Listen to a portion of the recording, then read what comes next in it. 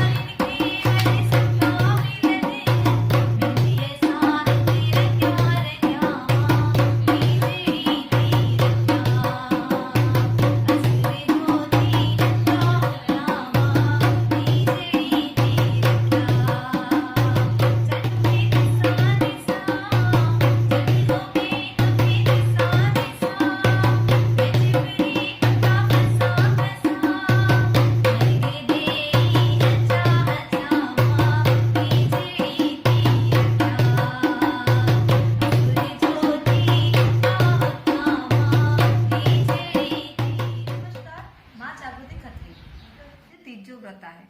सुहागणियूं पंहिंजी घोट जी लंबी उम्र लाइ ही व्रत रखंदियूं आहिनि ऐं कुंवारियूं कन्याऊं पंहिंजो घर वर सुठो मिले हिन करे ही व्रत रखंदियूं आहिनि।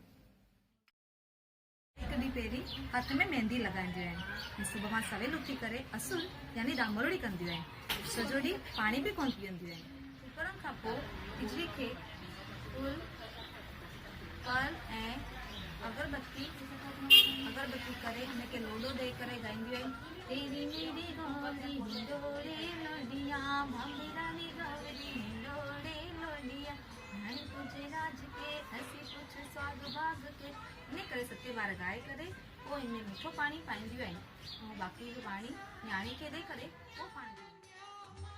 शाम जे टाइम सुठा कपिड़ा पाए करे साज श्रंगार करे कथा ॿुधंदियूं आहिनि ऐं चंड उगण जी राह ॾिसंदियूं आहिनि। चंड निकिरंदो आहे त चंड खे ॾिसी करे कचो खीर ऐं कुटीअ जो अर्घ ॾेई करे ॻाईंदियूं आहिनि।